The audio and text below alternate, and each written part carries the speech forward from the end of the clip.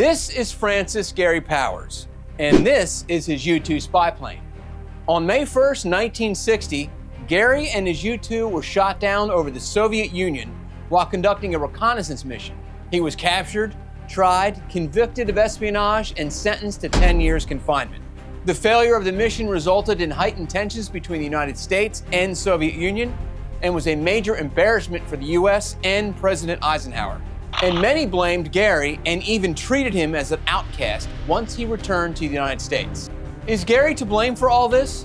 Is there something he could have done to avoid being shot down or captured? And once he was captured, could he have done and said things differently? And how about his employer, the CIA? Could they have handled it better? To answer those questions, we have to go back in time to find out how we got here in the first place. After World War II ended, the Soviet Union and the United States went from allies to enemies. As the Cold War progressed, the arms race intensified, with both countries rapidly increasing their nuclear weapons stockpiles. There was extensive espionage activity on both sides, with each nation trying to gain intelligence advantages over the other. One of the key elements of the United States espionage strategy was the use of the U-2 to gather photographic and signals intelligence deep within the Soviet Union. In 1960, it was believed by U.S. intelligence that the Soviets could do nothing to stop the U-2 overflights, which occurred at altitudes in excess of 70,000 feet. That assessment was proven wrong, very wrong. On May 1st, 1960, Francis Gary Powers took off in his U-2 from Peshawar, Pakistan, with the primary objective of gathering intelligence from two major Soviet ICBM test sites.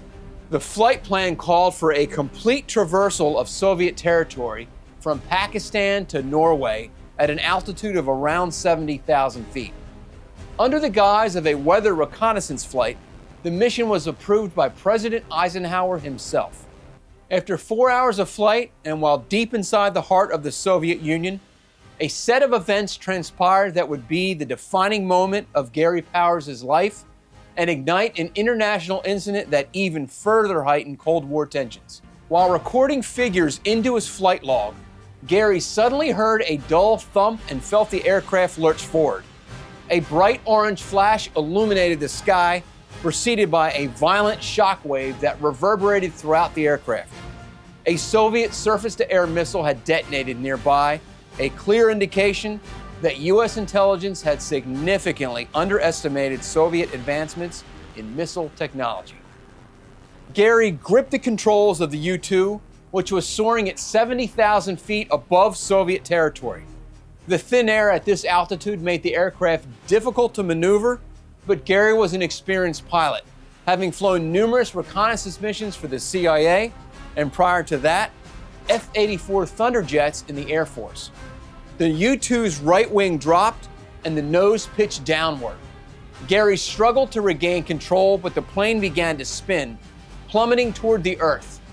G-forces slammed him forward out of the seat and against the cockpit as he fought to reach the aircraft's self-destruct mechanism.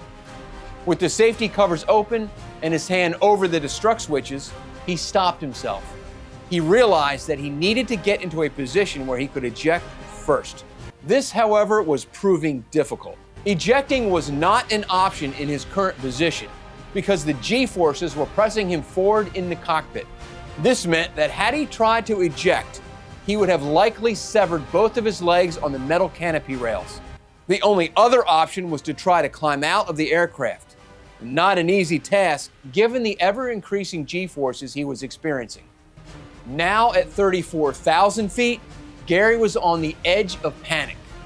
And then he said to himself, "Stop and think." He managed to jettison the canopy and release his seatbelt. Centrifugal force nearly threw him from the aircraft. So violent was the movement that he slammed into the rear view mirror and snapped it off. He watched as it fell away. It would be the last thing he saw because his faceplate almost immediately frosted over, blinding him momentarily. Gary again attempted to reach the destruct switch. No luck. Realizing that the Earth was quickly approaching, he kicked free of his oxygen hoses and tumbled out of the spiraling U-2. As his parachute deployed, An eerie silence enveloped him. Gary drifted down, watching pieces of his shattered aircraft float past. As he approached the ground, he noticed a car following his descent. In those final moments of freedom, Gary contemplated using the poison pin hidden in a silver dollar around his neck, but clung to a faint hope of escape instead. Gary landed in a field near a Russian village, managing to avoid a tractor, a lake, and power lines. A crowd of villagers gathered around him, curious about this strange visitor who had just fallen out of the sky. Two men, most likely KGB, exited the car that had been tracking his descent, collected his parachute, and whisked him into the car. He was driven to a nearby village where he was searched. And once there, he saw villagers arriving with various pieces of his U-2. One of the villagers had what appeared to be a reel of film. As Soviet authorities took him into custody, bringing him to KGB headquarters in Lubyanka, Moscow, Gary realized his mission had ended in failure, setting off a diplomatic crisis that would heighten Cold War tensions. He was interrogated for weeks, put on trial, the outcome of which was predetermined, found guilty of espionage, and sentenced to 10 years confinement. On February 10, 1962, Gary Powers was exchanged for Soviet spy Rudolf Abel in a prisoner swap that took place on a bridge in Berlin. He had served 1 year, 9 months, and 10 days of his sentence. The negotiations for his release and the subsequent prisoner swap are depicted in the 2015 motion picture, Bridge of Spies, starring Tom Hanks. Let's recap. U-2 spy plane, while spying on the Soviets, gets shot down. The pilot gets captured, interrogated, tried, and thrown in prison, only to be freed in an exchange for a Soviet spy the United States had captured, tried, and thrown in prison. Seems pretty straightforward, right? Well, let's ask our friend to see what he thinks. Okay, I've heard the story, but I must admit I still have some serious concerns. I had read that the U-2 has some kind of self-destruct mechanism built into the aircraft. That way, if the pilot ever had to bail out, he could initiate it and it would blow up the airplane. Powers didn't do that, and he should have before he bailed out. Well, it's true that the U-2 was equipped with a self-destruct button, but when activated, it would only destroy classified parts of the aircraft. Despite what was reported in the media at the time, the destruct mechanism was not designed to destroy the entire plane, only the parts of the aircraft that were used for spying, mainly the camera. So even if Gary had had time to activate it, there still would have been plenty of fairly intact pieces of the U-2 found by the Soviets. Yeah, but he never activated it. True, but while there was a delay built into the system, meaning that once activated, the pilot would have a predetermined amount of time in which to bail out and be clear of the aircraft, it didn't always work as intended.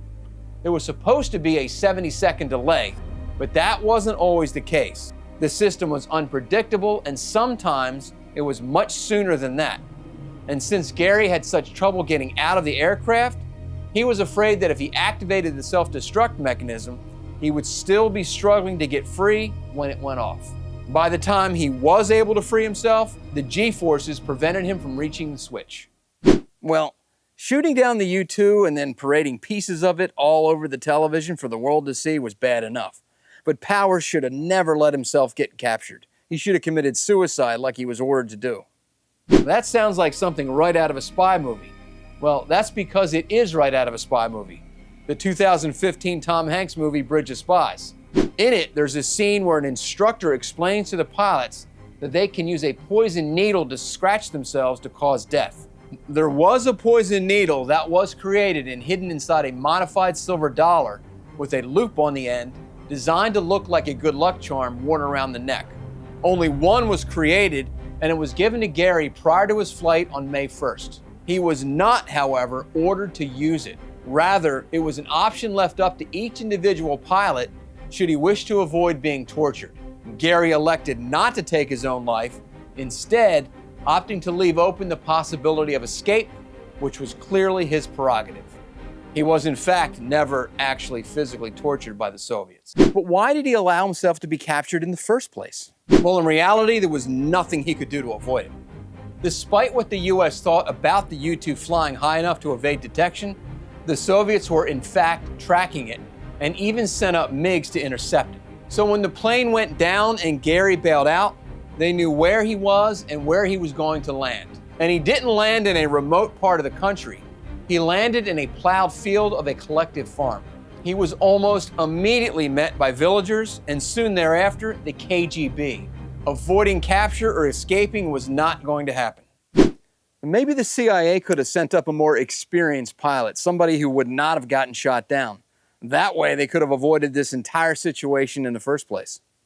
Well, as a matter of fact, Gary was the most experienced pilot in the program. He had flown over 27 missions in the aircraft, which included prior missions over the Soviet Union and China, and had logged more than 500 hours in a U-2. It was, in fact, his experience that led the agency to select him for this very important and dangerous mission. Yeah, but he violated protocol by flying too low. So low that it made him vulnerable to Soviet air defenses. Nope, that's actually not true. That fallacy was put forward because it was thought that the Soviets didn't have the capability to intercept an aircraft at 70,000 feet, the altitude that the U-2 typically cruised at. That belief turned out to be incorrect. The Soviets did, in fact, have the capability to reach that altitude with an SA-2 surface-to-air missile. Many in the intel community were just in denial of the Soviet threat. Well, Powers should have been silent during the interrogations and only given the Soviets the information he was trained to give them. I mean, giving up classified information, that's unforgivable. Actually, Gary never gave up any classified information during his months of interrogations. Despite being questioned for 12 to 16 hours a day for 61 days, Gary only provided information that the Soviets could have easily found out on their own. He only gave them a few names of others involved in the program, people that the KGB would already have known about, and he kept the most classified piece of information a secret, the maximum altitude of the U-2. And he never divulged the number of overflights that had previously been conducted. As far as being trained on what to say and what not to say, the U-2 pilots never were. It was thought that they could never be shot down for reasons mentioned earlier. And when Gary did ask what he should say if he was ever shot down and captured, he was told that he might as well tell the Soviets everything, because they were going to get it out of him anyway. Okay, well that may be so, but during the trial, Powers apologized for the overflights. That made it look like they were a mistake, like he didn't believe in the mission. Well, it is true that Gary apologized during the trial, but he did so at the behest of his Soviet-appointed lawyer. And Gary was simply trying to avoid being executed, and by showing some remorse, even if it was fake, he thought it might save his life. Look, this is the Soviet Union, and the outcome of the trial was predetermined. If saying I'm sorry potentially could save your life, you're gonna do it. Any of us would have. Yeah, I guess you're right. Gary Powers isn't the villain they made him out to be after all. No, he really isn't. Yes, some U.S. officials doubted Gary's account of the incident due to conflicting classified NSA reports about the plane's altitude before disappearing. And he was criticized for not destroying the aircraft and his classified equipment, and for not using the poison pin to commit suicide prior to being captured. Some American media depicted him as a coward and a symptom of America's, quote, moral decay after he apologized during the Soviet trial. And in an article that appeared in the Chicago Tribune in August of 1960, the writer states, quote, "It can be said that a man of more heroic mold would have blown up his plane and committed suicide, but perhaps Powers couldn't and certainly didn't do either," end quote. All of these criticisms are rooted in ignorance of the facts or a desire to shift the blame for the shortcomings of the U.S. government and its outright lies about the incident. Wait, they lied about it? Yes. The U.S. flat out lied about the incident, claiming the U-2 belonged to NASA and was doing weather research when the pilot blacked out and drifted into Soviet airspace inadvertently. Of course, this story was quickly debunked by the Soviets themselves that had both the aircraft and the pilot. Is Gary Powers a villain or a traitor to his country? Most certainly not. There was nothing he could have done to avoid being shot down or captured. And once in Soviet custody, he endured up to 16 hours of questioning and solitary confinement for 2 solid months without giving up any classified information. And I suppose it's understandable why he was criticized in the media. Most things surrounding the U-2 and the incident were classified and would remain so for decades. but to be treated like anything less than a hero by his own government, the very people who not only sent him on the doomed mission with bad intel, but knew he had done nothing wrong, is almost unforgivable. It causes good people to think twice before agreeing to serve. And that puts us all in danger. No, Francis Gary Powers is not a villain. He is a hero.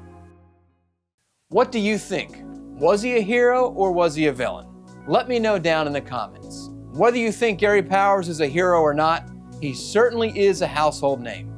And anybody who knows anything about the Cold War has heard of him. But there are other legends of war that aren't so well known, and their stories are just as fascinating. To learn more about 10 war heroes that nobody talks about, click the screen now. And thanks for watching, and until next time, I'm Dennis Gill for Revealing History.